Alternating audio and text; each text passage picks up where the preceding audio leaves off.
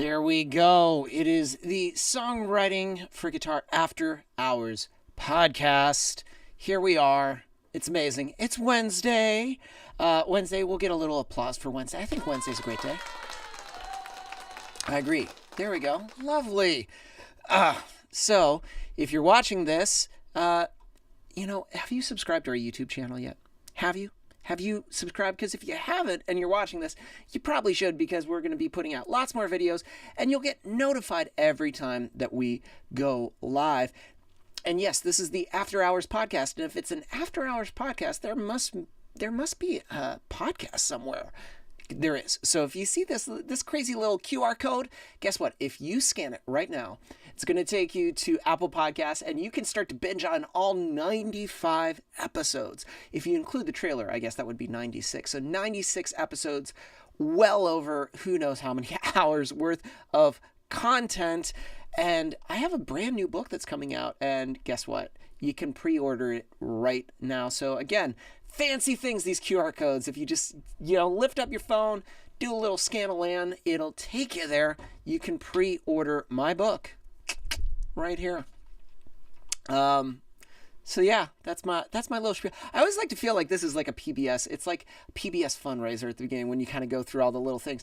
And at this level, guess what? But I think you should. You totally should pre-order my book. And I'm going to talk about my book because this week our episode is Why'd You Write a Book, Mike? And Heather Taylor, my COO, asked me some questions, kind of wrote down some thoughts this week. And also, too, people are always like, what's COO, Chief Operating Officer? So, like, I'm the head of the company, but Heather oversees all the kind of the back end stuff, all the logistics. Like when I'm like, I've got this great idea, here's what we're gonna do. She's like, okay, this is how we're gonna work. What's up, Rusty? Hey, you are just on time, sir. So this week, yeah, we talked about my book, and again, it's funny because this was not a plan. The beginning of the year, I write down the goals, and Heather and I meet and we plan out, what are the big projects we're going to be working on this year. The book, it was never on there. That was not a thing that I was even remotely considering, concerned, or worried, or thinking about. Not even worried. I thought about doing, I think I did like an ebook years ago. And it was like less than 5 pages. And I don't know. I was just like, it's okay. Because there was just something about like an ebook, but I was like, it's okay. And I just forgot about it, didn't think about it. But I'd say in the past three or 4 years, I've been a huge consumer of books. Like we did an episode where I talked about my favorite books. I've got my favorite books behind me. I'm always guilty of, my Amazon cart is always full of, if I run into someone that's doing something that I want to do, or if they're a mentor to me, and I'm always like, what book should I be reading? My Amazon cart is always full. So books play a huge role in my life. I've had a few friends in the online teaching space that have recently released books too. And, I've been super encouraging because I remember when I was in Austin, they just gotten copies of their book in, and they were showing it to me, and I was like, man, this is great. This is so, because it was packed full of knowledge. It was easy, digestible. I liked that it wasn't like 1 million pages, but it wasn't like just 2. Like there was substance to it. And so like on the flight back from Austin, I was like, I think I need to do a book. And I wonder if I have it here. I ended up going from that conference, literally coming home to another conference, like hot off the plane. Like I think I just got home and it was like late, and then I woke up the next day and I was like, okay, off to the next one. And they were asking, what do you want to do? What's one big thing you want to knock out? And I want to see if I can find it. Let's see, do I have it? Oh no. But anyway, okay, I thought I did. But they gave us little tennis balls that we could write on. And they were like, write your one big thing. And, just kind of bounce, so that you bounce your ideas, that sort of thing. And I wrote, write a book. And there we go. And then so when that was done, that Monday I told Heather, here's what's going to happen. I'm going to write a book, and then I'm going to go do a longer version of the book and like do an audio, kind of like an audio version of it too, with commentary, extra things. I want this to be interactive. I want people to be able to scan QR codes. I want people to ask questions about it. I want them to be able to go back. I want them to be able to scan and then go to portions that have some listening, some visual elements, that sort of thing. And she was like, okay, here we go. And we got this done super, super quickly.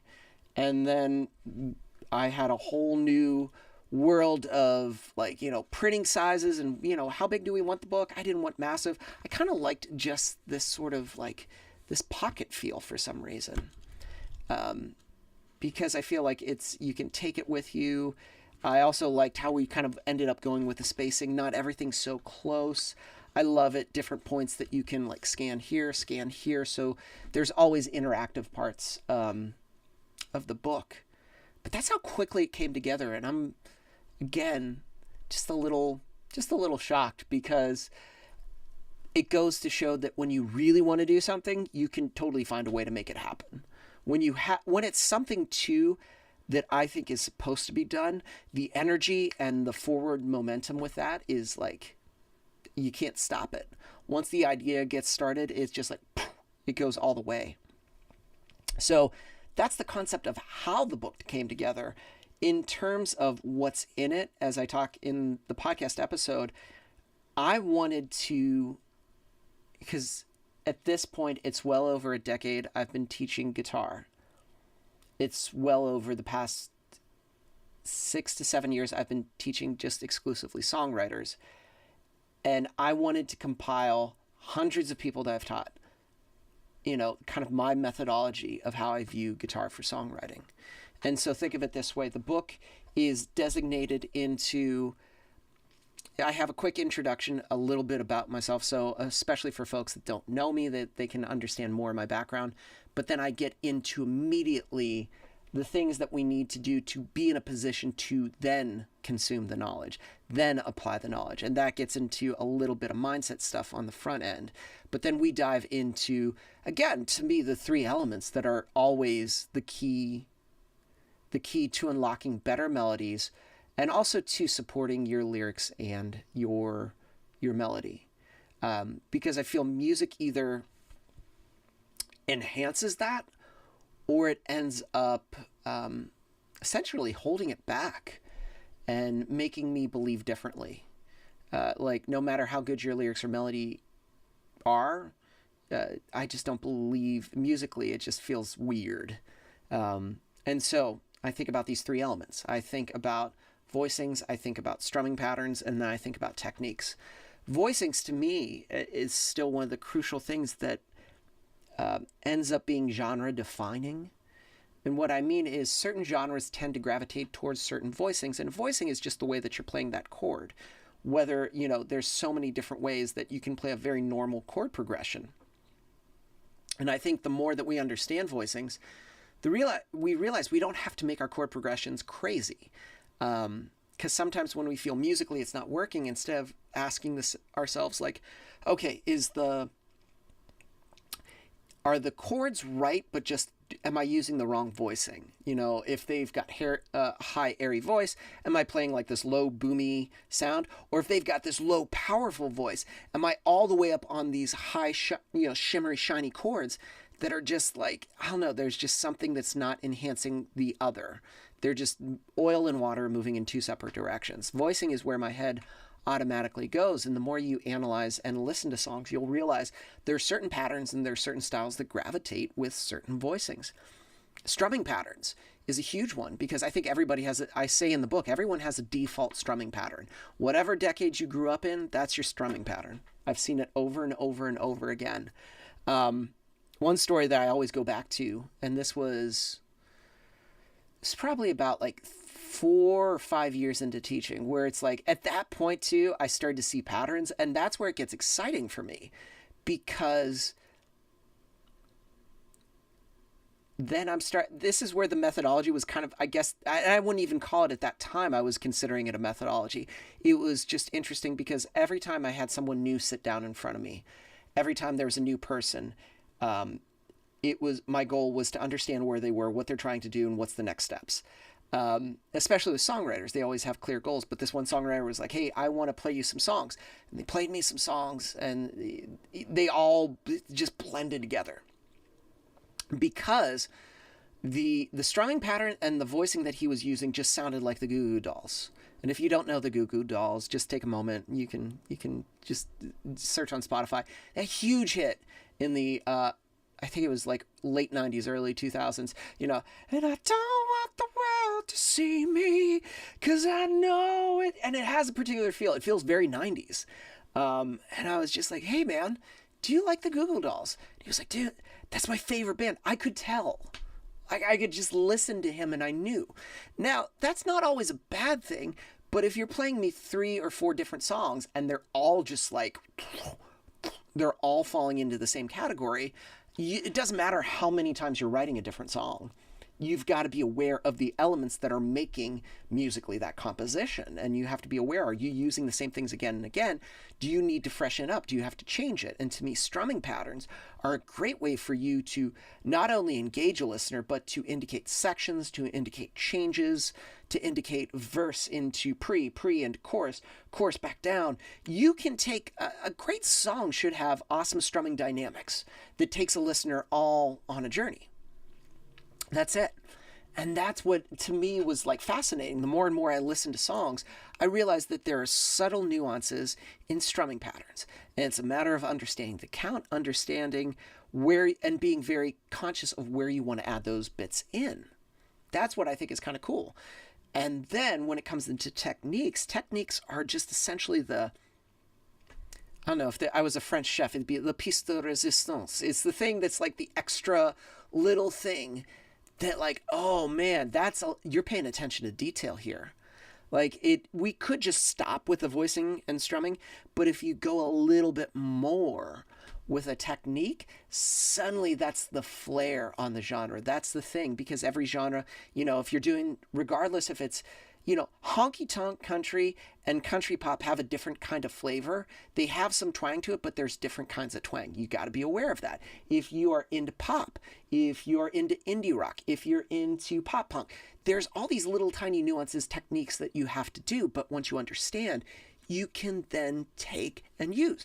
The whole idea of just boiling it down to those 3 elements, your mind should look at the song you're trying to write, and then you go to each one of those elements and you take a little bit of what you need and you add that into your song. And that's going to help your head get into the space to make the melody move in the direction of where it needs to go, to also support what the artist, if you're writing with the artist, also to support lyrically what you're doing.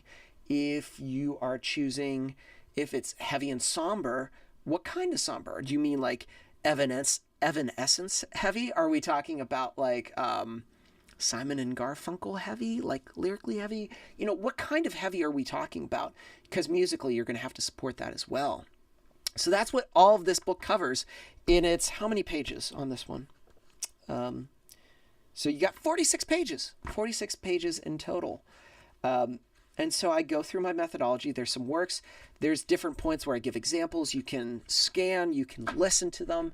I walk you through, because to me, I like both the visual and I love listening to an audiobook, and I also love reading the book too, because I feel like I'm just soaking in the information, and everybody's a little bit different. And yeah, that's what's happening here in this book.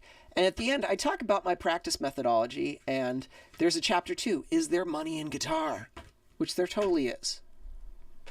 There is money. There's different avenues in which, whether you just want to make, just a couple bucks on the side, or if you want to move this slowly into your career, it is possible. Because if you master how to communicate a song well musically, believe me, the door will never be closed. In fact, it will be continuously open for you.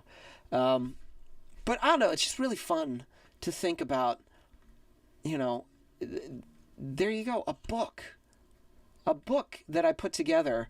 And I'm just convinced that if anybody wants to do something, Like, this is a great example of, if you want to do it, it just happens. You go forward with it, and it finds a way.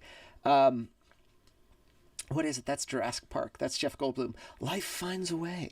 But the big thing I like to talk about too is about the 15 minutes, because the book also says transformation in just 15 minutes a day. And what I mean by that is just your practice regime. Again, when you watch humans for close to a decade and you see their patterns and again, no matter what age, they try to do too much. Go figure. And I think it's because everything in songwriting seems a little daunting, but also too, there's so many avenues that you want to pursue in songwriting, and so many facets of songwriting that you have to get better at, that there's a need to get better quickly. And so I think that's why people overload their plate with too much. But my advice is to limit your thing to one thing, which I got from this book, which I love, which is right by, called The One Thing. What I mean by that is, if you isolate the thing that you're not good at, like the key element that needs to be worked on. So if we're talking about voicings and you go, roots and thirds, I'm awful at these, I need to practice them more. Cool. You need to carve out 15 minutes, and that's what you do for the rest of the week. And at the end of that week, you gather, did this get better? Is it moving in the right direction? Is it best that I just keep this going for another week, just to stay with it, to perfect it, to move in that direction? Because the first 5 minutes of practice, it's not bad. First 10 minutes of practicing the same thing again, it's getting into a groove. And then the next 5 minutes, that's where you start to chip away at some inconsistency, and it gets better. So if you stay with this for 2 weeks, the duration of how long it takes you to get started and to the point of where it starts to sound smooth and consistent gets quicker. You can check that off. You can move on to the next thing. Check that off, move on to the next thing. And so that's why I'm always like, limit it to one thing. If you add more than 2 or 3, it just doesn't do anything. In fact, it actually discourages people, because then they go like, well, I guess I couldn't do this. Nobody can do multiple things. We have to have, I feel especially now, we get this message that we have to be focusing on everything, tons of different things. You actually need to be just focusing, laser focus into one specific thing. Easy for me to say. That's it. And so that's why that section 2 is a very, very big section, the 15 minutes. And there you go. That's a little bit behind scenes. Somebody did ask, was this the only, did you guys test different copies or just like different ones? We actually had something on the spine, but it was like so tiny and it was like overlapping. It's really cool because like when you get a test pressing, it's just like, oh, what? It comes in the door. The test pressing took longer than actually the books at the door, which I thought was really funny. The test pressing took like forever, but this was just like, once we decided, it was like boom, boom, boom. So yes, September 26th, this is coming out. This book is coming out. And if you want to, you can pre-order your copy right there. We have different tiers too, where you can get, as you can see, there's a lovely coffee mug. I've got another coffee mug because I just love, it's my thing. I love coffee. So why not have a new coffee mug to go with the release of this book? And we have another tier that if you're buying one for yourself, a copy, buy your friend a copy as well. Especially if there's a songwriter that needs to hear this. And my view too, because people are always like, should a lyricist, be learning this as well? Yes, absolutely. In fact, the endorsement that I have on the back, Judy Stakey, she is a well-known publisher, lyricist, amazing mentor of mine.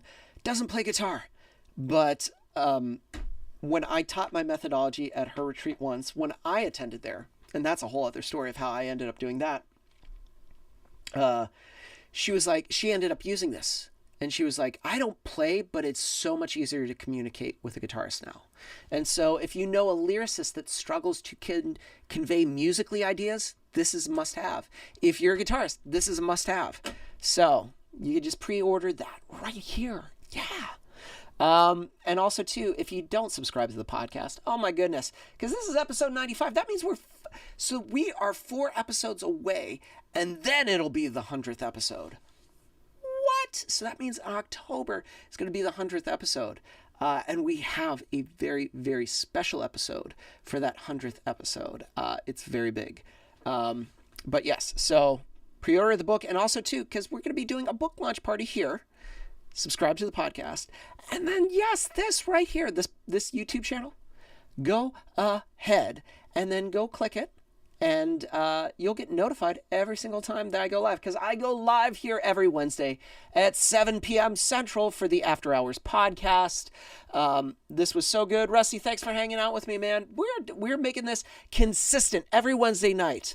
So whenever you're watching this is still a new thing, but I love this because I love diving into the stories behind why I chose to do a podcast, why I chose to get into this. So everyone, I hope you have a great rest of your day, evening, morning, whenever you're watching this, and we'll see you next week.